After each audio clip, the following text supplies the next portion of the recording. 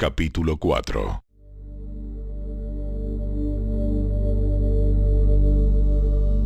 Cuando Is-Boset, el hijo de Saúl, se enteró de la muerte de Abner en Hebrón, se acobardó y todo Israel quedó paralizado de miedo. Ahora bien, había dos hermanos, Baana y Recab, que eran capitanes de los destacamentos de asalto de Is-Boset.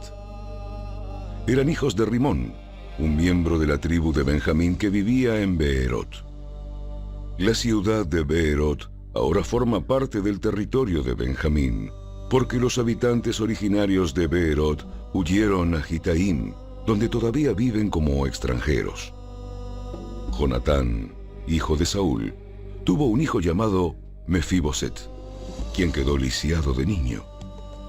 Cuando Mefiboset tenía 5 años, llegó la noticia desde Jezreel de que Saúl y Jonatán habían muerto en batalla.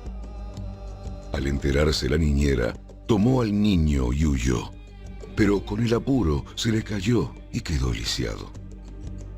Cierto día, Recab y Baana, los hijos de Rimón de Beerot, fueron a la casa de Is-Boset cerca del mediodía, mientras él dormía la siesta. A la portera, quien había estado zarandeando trigo, le dio sueño y se durmió, así que Recab y Baana pasaron desapercibidos. Entraron en la casa y encontraron a Is-Boset dormido en su cama. Lo golpearon, lo mataron y le cortaron la cabeza. Luego tomaron la cabeza y huyeron durante la noche a través del valle del Jordán.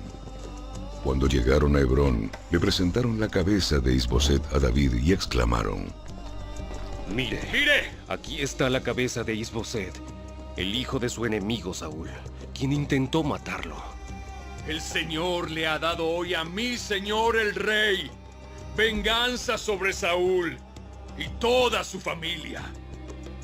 Pero David les dijo a Recab y a Baana: El Señor, quien me salvó de mis enemigos, es mi testigo. Una vez alguien me dijo: Saúl ha muerto, pensando que me traía buenas noticias. Pero yo lo agarré y lo maté en Siclag. Esa fue la recompensa que le di por sus noticias. ¿Cuánto más debo recompensar a los hombres malignos que mataron a un hombre inocente en su propia casa y mientras estaba en la cama? ¿No debería hacerlos responsables de su sangre y así liberar al mundo de su presencia? Entonces David ordenó a sus hombres que los mataran, y así lo hicieron. Les cortaron las manos y los pies y colgaron sus cuerpos junto al estanque de Hebrón. Luego tomaron la cabeza de Is-Boset y la enterraron en la tumba de Abner en Hebrón.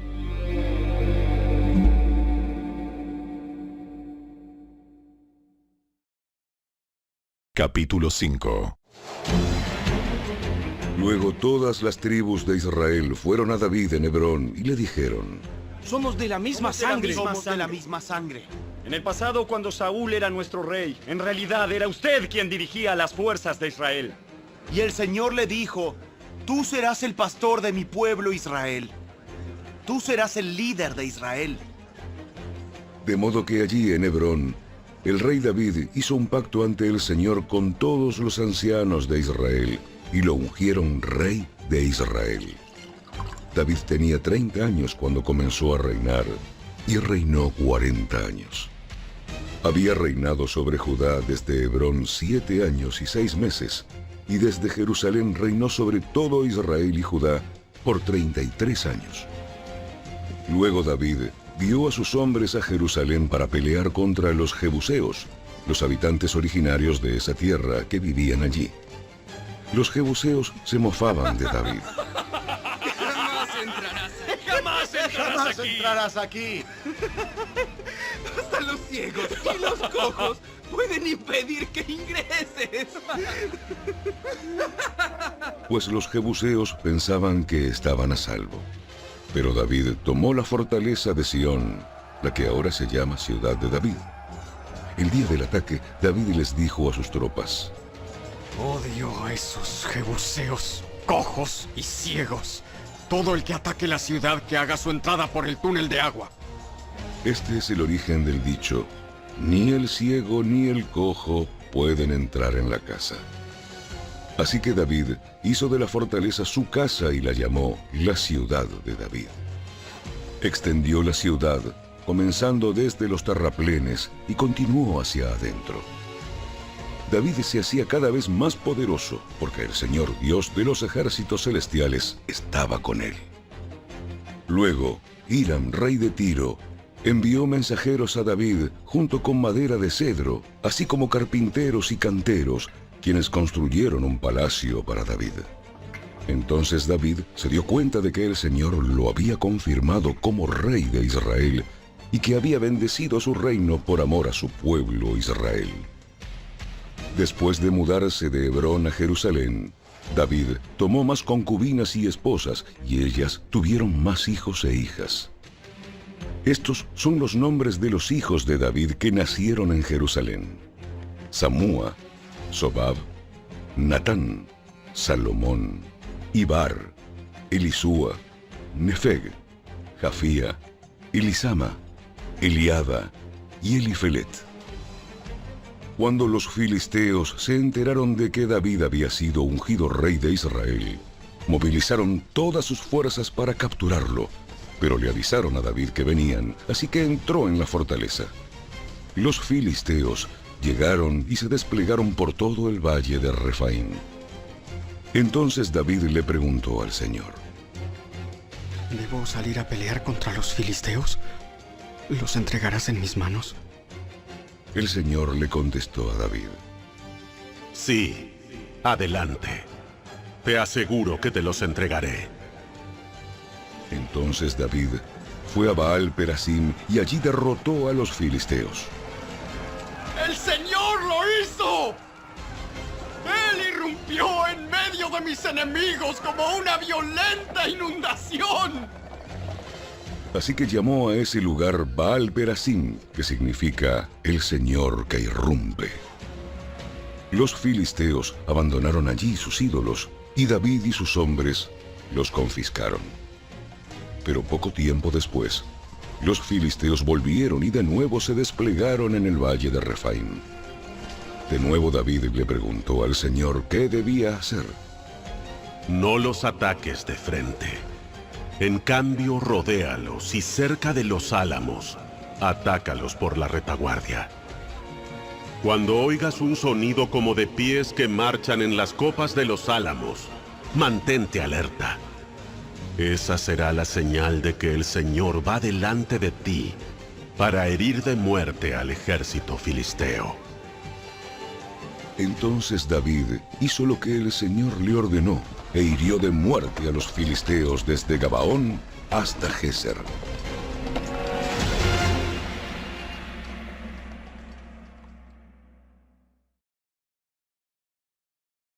Capítulo 6.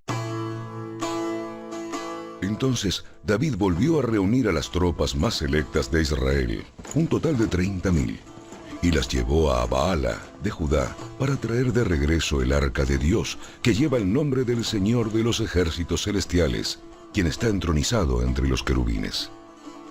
Así que pusieron el arca de Dios en una carreta nueva y la retiraron de la casa de Abinadab, que estaba en una colina. Usa y Ahío, hijos de Abinadab, guiaban la carreta que cargaba el arca de Dios. Ahío caminaba delante del arca. David y todo el pueblo de Israel celebraban ante el Señor entonando canciones y tocando todo tipo de instrumentos musicales: liras, arpas, panderetas, castañuelas y címbalos. Cuando llegaron al campo de trillar de Nacón, los bueyes tropezaron y Usa extendió la mano para sujetar el arca de Dios. Entonces se encendió el enojo del Señor contra Usa, y Dios lo hirió de muerte debido a lo que hizo. Así fue como Usa murió allí mismo, junto al arca de Dios. Entonces David se enojó porque la ira del Señor se había desatado contra Usa, y llamó a ese lugar Fares Usa, que significa desatarse contra Usa, nombre que conserva hasta el día de hoy. Ahora David tenía miedo del Señor y preguntó: ¿Cómo podré regresar el arca del Señor para que esté bajo mi cuidado? Por lo tanto, David decidió no trasladar el arca del Señor a la ciudad de David, sino que la llevó a la casa de Obed-Edom en Gat. El arca del Señor permaneció en la casa de Obed-Edom por 3 meses, y el Señor bendijo a Obed-Edom y a los de su casa. Entonces le dijeron al rey David: El Señor ha bendecido a los de la casa de Obed-Edom y a todo lo que tiene a causa del arca de Dios. Luego David fue y llevó el arca de Dios de la casa de Obed-Edom a la ciudad de David con gran celebración. Cuando los hombres que llevaban el arca del Señor dieron apenas 6 pasos, David sacrificó un toro y un ternero engordado. Y David danzó ante el Señor con todas sus fuerzas, vestido con una vestidura sacerdotal. David y todo el pueblo trasladaron el arca del Señor entre gritos de alegría y toques de cuernos de carnero. Entonces, cuando el arca del Señor entraba a la ciudad de David, Mical, hija de Saúl, se asomó por la ventana. Cuando vio que el rey David saltaba y danzaba ante el Señor, se llenó de desprecio hacia él. Así que trasladaron el arca y la colocaron en su lugar dentro de la carpa especial que David le había preparado. David sacrificó al Señor ofrendas quemadas y ofrendas de paz. Cuando terminó de ofrecer los sacrificios, David bendijo al pueblo en el nombre del Señor de los ejércitos celestiales. Después repartió a todos los israelitas que estaban allí reunidos, tanto hombres como mujeres, una hogaza de pan, un pastel de dátiles y un pastel de pasas de uva. Luego todos regresaron a su casa. Cuando David regresó a su hogar para bendecir a su propia familia, Mical, la hija de Saúl, salió a su encuentro y le dijo indignada: ¡Qué distinguido se veía hoy el rey de Israel, exhibiéndose descaradamente delante de las sirvientas, tal como lo haría cualquier persona vulgar! David le replicó a Mical: Estaba danzando delante del Señor, quien me eligió por encima de tu padre y de su familia. Él me designó como el líder de Israel, el pueblo del Señor, y de este modo celebro delante de Él. Así es, y estoy dispuesto a quedar en ridículo, e incluso a ser humillado ante mis propios ojos. Pero esas sirvientas que mencionaste, de seguro seguirán pensando que soy distinguido. Y Mical, la hija de Saúl, nunca tuvo hijos en toda su vida.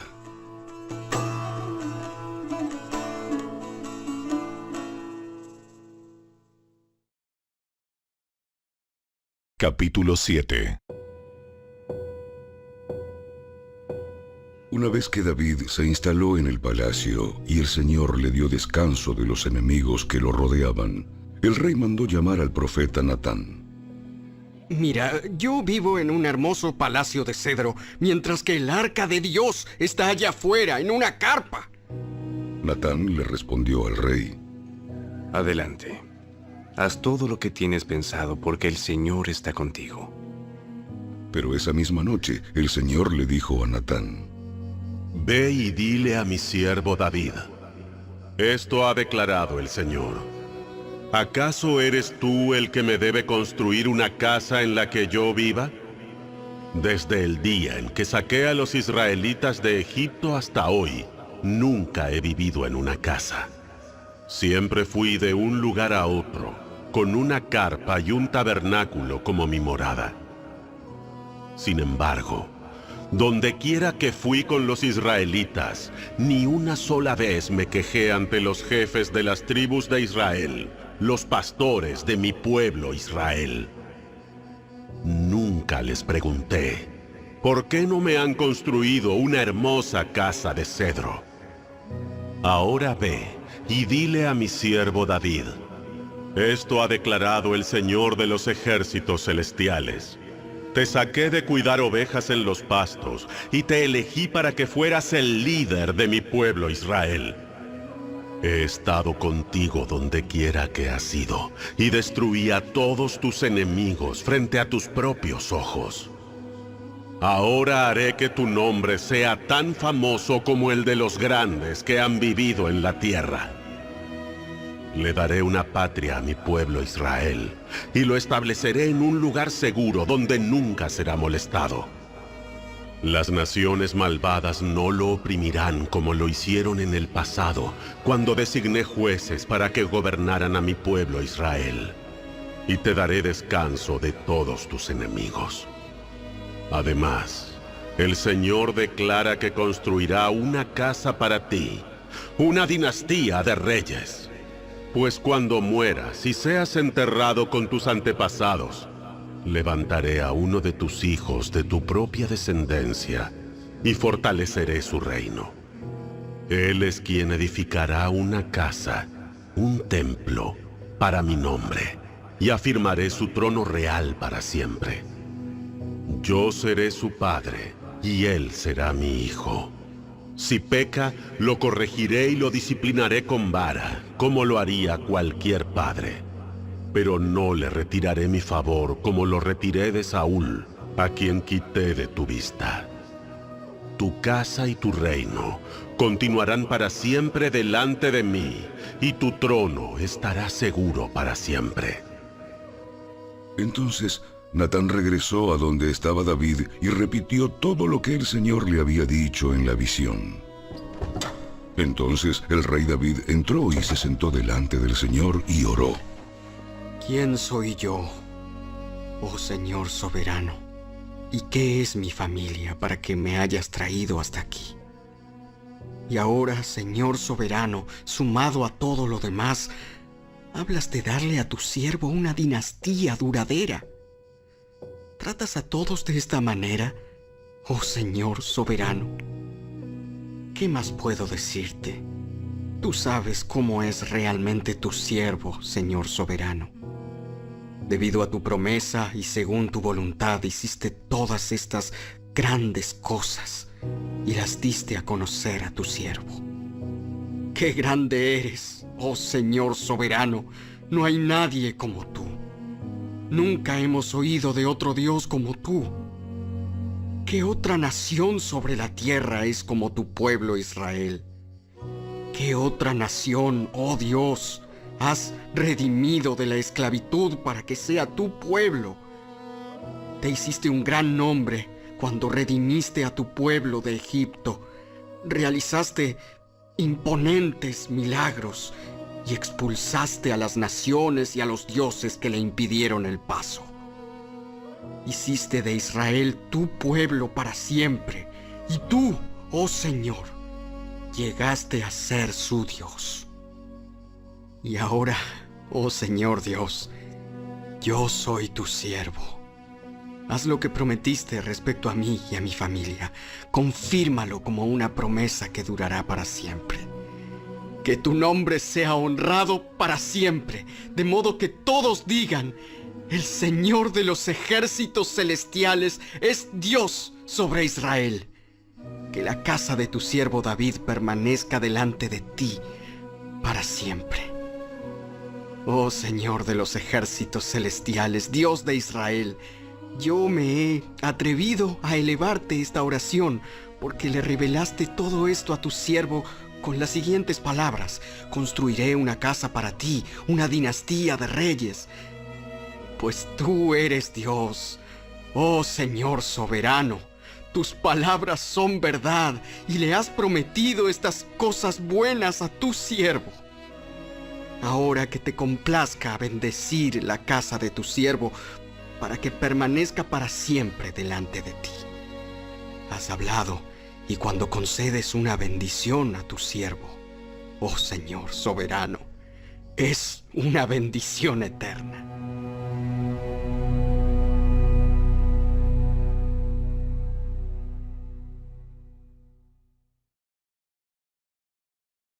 Capítulo 8.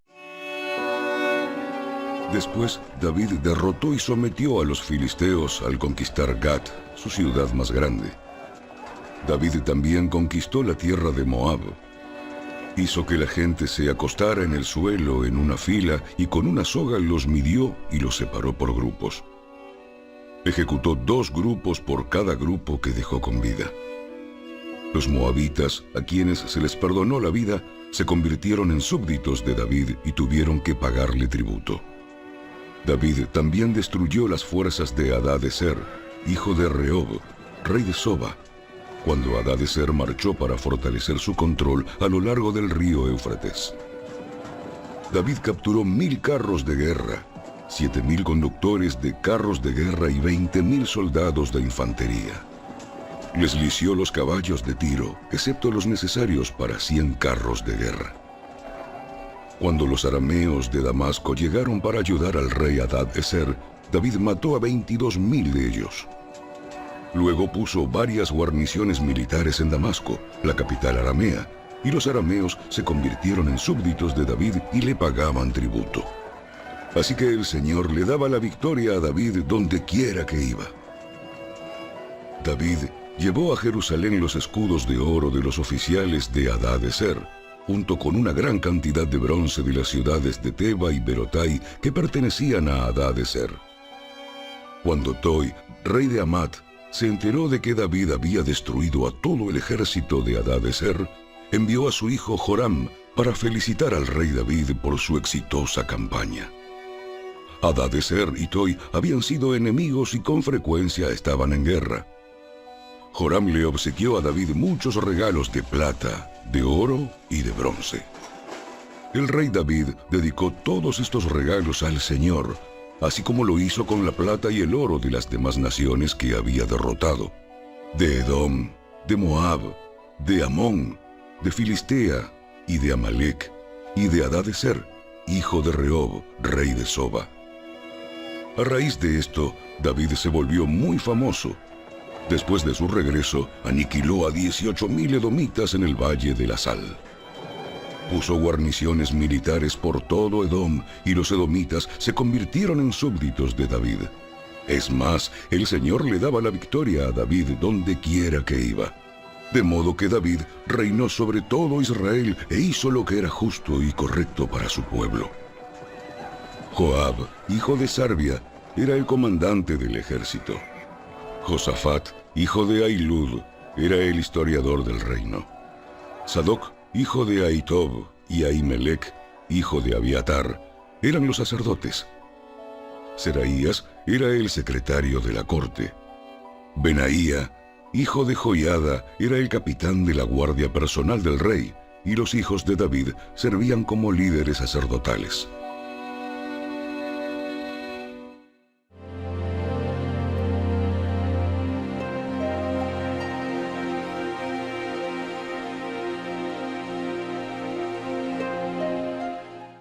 Salmo 88.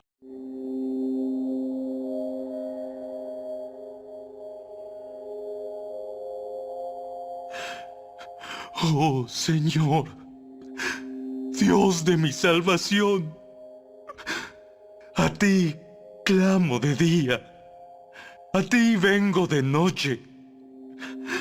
Oye ahora mi oración, escucha mi clamor. Mi vida está llena de dificultades y la muerte se acerca. Estoy como un muerto, como un hombre vigoroso al que no le quedan fuerzas. Me han dejado entre los muertos y estoy tendido como un cadáver en la tumba.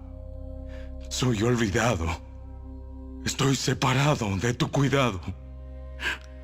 Me arrojaste a la fosa más honda, a las profundidades más oscuras.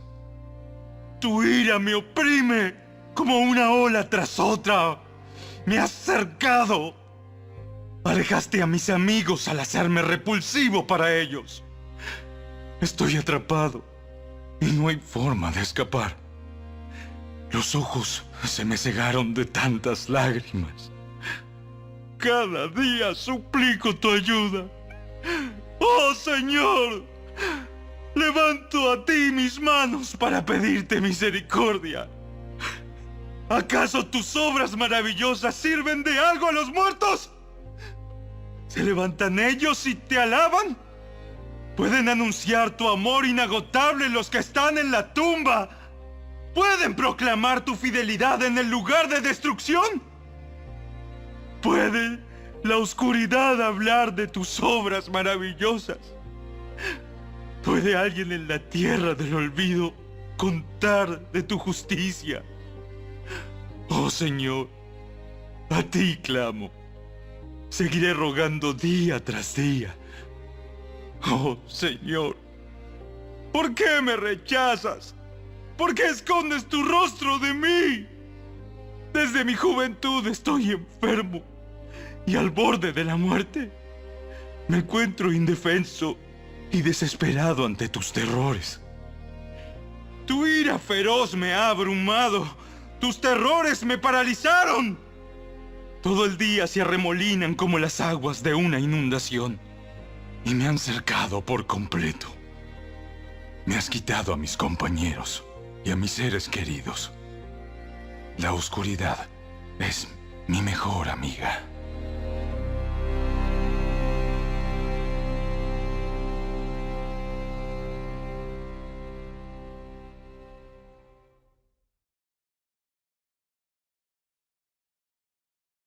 Toda la escritura es inspirada por Dios y es útil para enseñarnos lo que es verdad y para hacernos ver lo que está mal en nuestra vida. Nos corrige cuando estamos equivocados y nos enseña a hacer lo correcto. Dios la usa para preparar y capacitar a su pueblo a fin de que haga toda buena obra.